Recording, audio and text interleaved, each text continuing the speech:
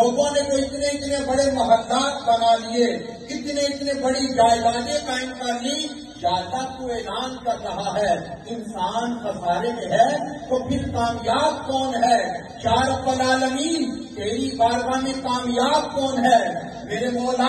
تو کس کے بارے میں اعلان کرتا ہے کہ یہ میرا بندہ کامیاب ہو گیا، یہ میرا بندہ میری بارگاہ میں مقبول ہو گیا، یہ میرا بندہ میری بارگاہ میں برگزیدہ ہو گیا، میں اس بندے کے ساتھ پیار کرتا ہوں، میں اس بندے کے ساتھ محبت کرتا ہوں۔ تو رب کریم نے اس سورت کے دوسرے حصے میں اعلان کر دیا، دنیا والوں ان الذین آمنوا وعملوا الصالحات وتواصوا بالحق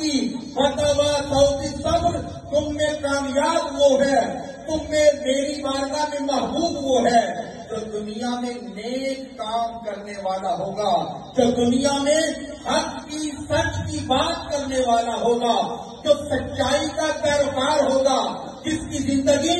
رب کی رضا کے مطابق ہوگی۔ اور میرے بھائیوں، غفلت کے اندر اپنی زندگی نہ گزارے، رب تعالیٰ کی ناراضگی کے ساتھ اپنی زندگی کو نہ گزارے۔ کس خیال کے اندر آپ لوگ گم ہیں کہ ہمیں موت نہیں آئے گی، کیا ہم لوگ قبر کے اندر نہیں جائیں گے؟ قبر کی تاریکی کو روشن کرنا چاہتے ہو؟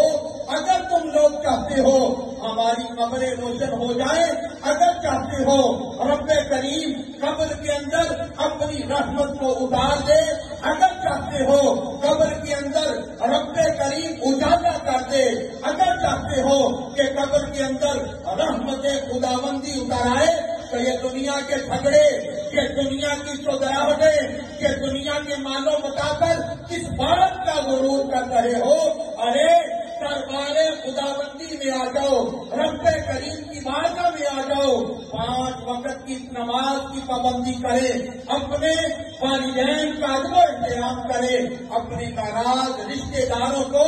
رب کی رضا کے لیے اپنے سینے کے ساتھ لگا لے۔ یہ عمل وہ عمل ہے تم یہ کام اختیار کر لو گے، رب کریم تمہاری قبروں کو روشن فرما دے گا۔